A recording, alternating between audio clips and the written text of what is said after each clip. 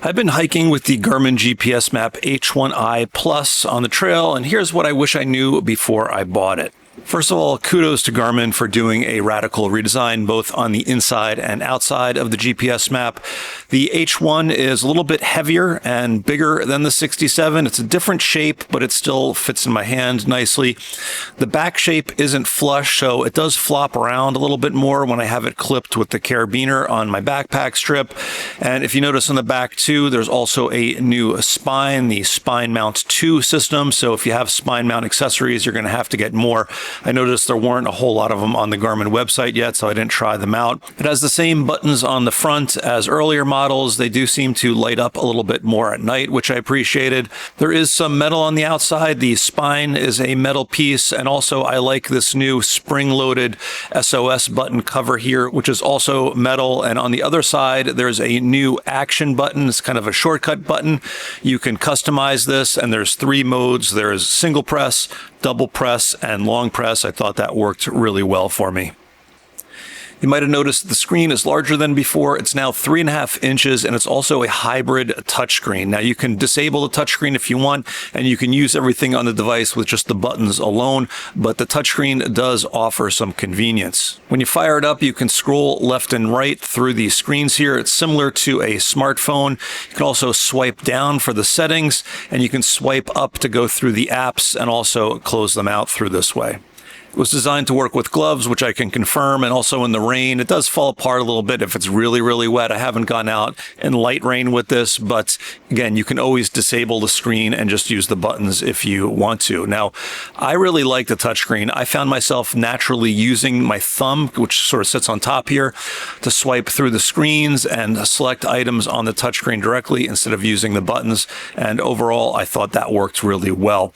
The screen does have a vibration feature. It gives you a little haptic feedback. I found that to be very faint, and even though in the settings I had turned it on for things like keyboard input, I didn't feel anything when I actually did those, wondering if it's a bug, maybe something to be addressed in a firmware update. Now, the one big thing with the screen, if you compare it to the older units, it's definitely not as bright. Now, immediately what I did was I turned off the automatic brightness and I cranked the brightness setting or the backlight setting all the way up, and it seemed to be a little bit better. I was able to see it out in the sun, out in the trail and everything, but still not quite as bright as the 67 model.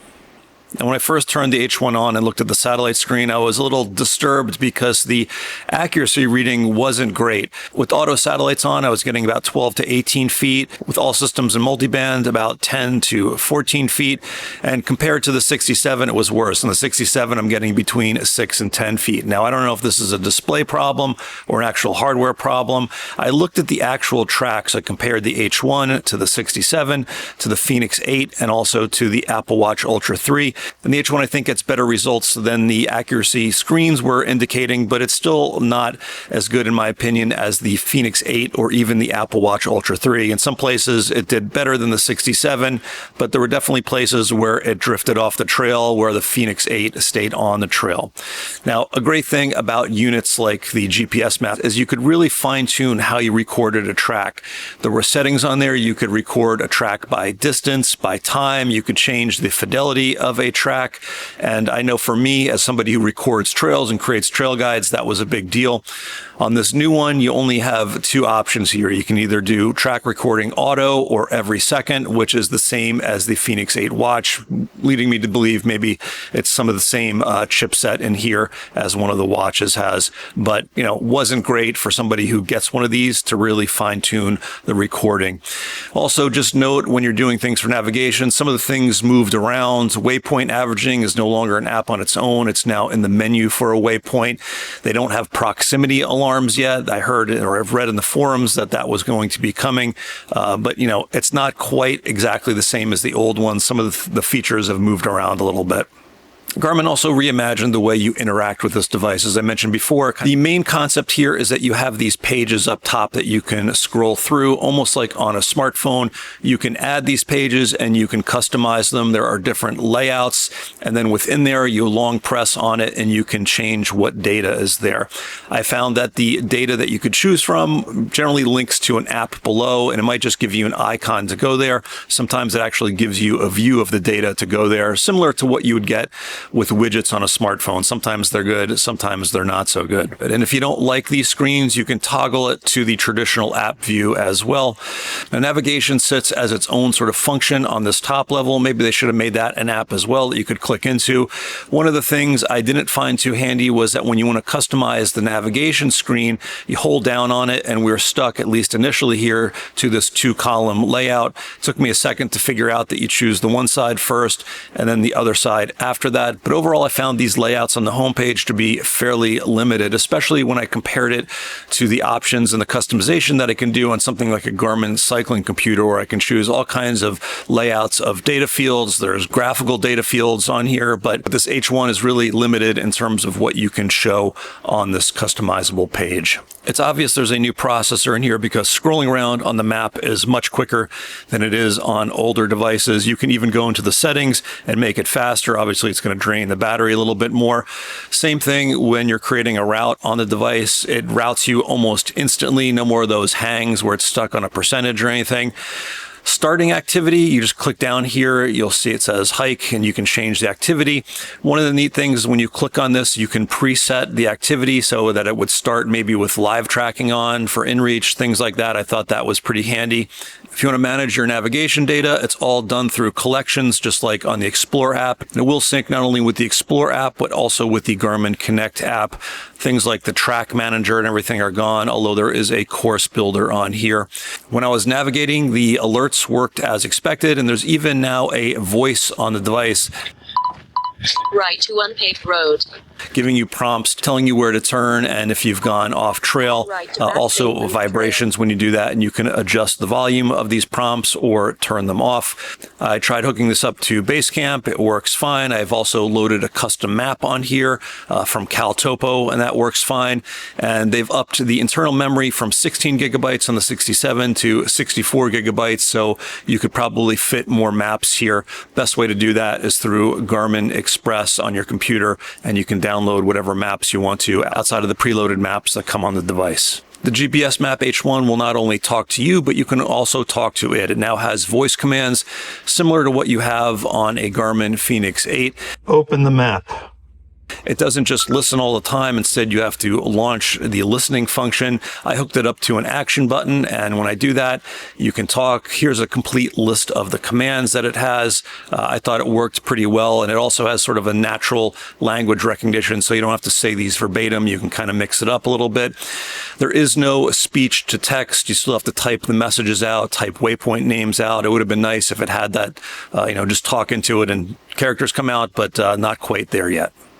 So the H1 uses the Iridium satellite network, so same 100% global coverage, which is great. A little bit different than the 67 and some older devices because this uses the same protocol that the Garmin Messenger Plus uses.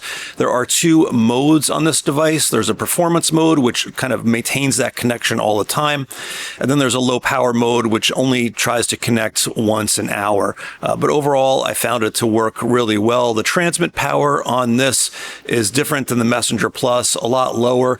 It does have a different antenna. I believe the Messenger Plus is a patch antenna, and this is a Helix, but not positive on that. But it did work as planned. I didn't test it any kind of like crazy heavy canopy in the Pacific Northwest or anything, but in general, it worked as expected. The only exception to this was the weather. Now, what they did was they moved the weather into one app. It used to be active weather, I think it was called, on the 67, which was Wi-Fi weather, and then there was satellite weather. Now it's just one app. It tries to get it over Wi-Fi or your connected phone, and if not, it asks you if you'd like to do that over satellite. Whenever I requested a weather report over satellite, it always just timed out and it said no internet connection. I'm not sure why, because I requested satellite, and then when I went back into range, the forecast would come in, but that didn't work. I'm sure it'll be addressed in a firmware update, but that was the only sort of hiccup with the inReach. Now, this does have a camera, or has two cameras on it actually, a front-facing camera and a rear-facing camera. The quality of these cameras isn't great, but it's good enough to take a picture of something like a spring or a trail junction. It'll be geotagged, and you can send it across to another person with Messenger, and they can see it and even see the coordinates for it. And it also has a voice recorder, so you can talk into the device, send send a voice note over, Iridium, and then the other person gets it, and it's also transcribed when it comes out. I found that to be a really handy feature. If you're wondering what these messages cost, I have a inReach cost calculator. Just search for HikingGuy inReach cost calculator, and you can figure out how many of these types of messages you would use and what the right plan is for you.